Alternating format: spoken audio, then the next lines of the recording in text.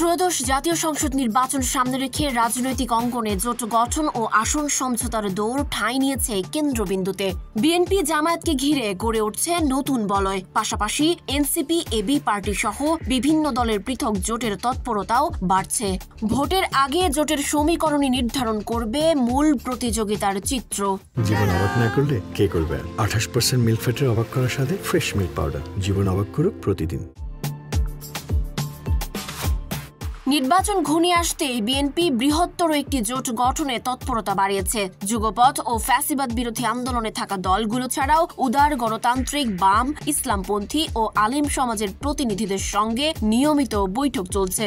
ইতোমধ্যে গণতন্ত্র মঞ্চ, এলডিপি, 12 দলীয় জোট, বিএনপি সমমনা বিভিন্ন প্ল্যাটফর্ম, গণফোরাম, লেবার পার্টি সহ একাধিক দল বিএনপির জোটে যুক্ত হওয়ার বিষয়ে আনুষ্ঠানিকভাবে রাজি হয়েছে। বিএনপির ভারপ্রাপ্ত চেয়ারম্যান তারেক রহমান দেশে ফিরে শরিকদের সঙ্গে চূড়ান্ত আলোচনায় বসবেন এমন ইঙ্গিতও মিলছে দলীয় সূত্রে। এনসিপির সঙ্গে বিএনপির আলোচনা চললেও সমান্তরালভাবে এনসিপি ও এবি পার্টির নেতৃত্বে একটি নতুন জোট গঠনের উদ্যোগও সামনে এসেছে। গণ অধিকার পরিষদ, রাষ্ট্র সংস্কার আন্দোলন সহ আরো কয়েকটি দলের সঙ্গে আলোচনাও এগোচ্ছে। নির্ভরযোগ্য সূত্র বলছে, সবকিছু ঠিক থাকলে তফসিল ঘোষণার আগেই এ জোট আত্মপ্রকাশ করতে পারে।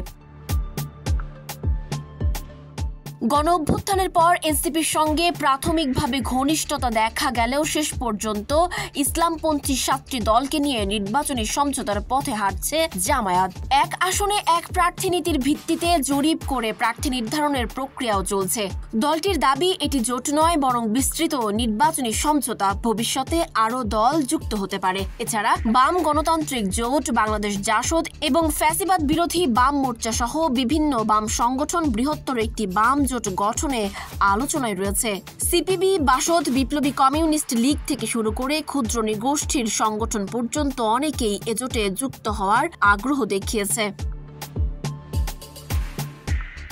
বিশেষজ্ঞদের মতে এবারকার নির্বাচনে জোটই হতে পারে ফল নির্ধারণের প্রধান উপাদান। যদিও সব দলকে নিজেদের প্রতীক নিয়ে লড়তে হবে, তবু প্রভাব বিস্তারের জন্য আসন ছাড় ও আঞ্চলিক সমঝোতায় বড় ভূমিকা রাখবে।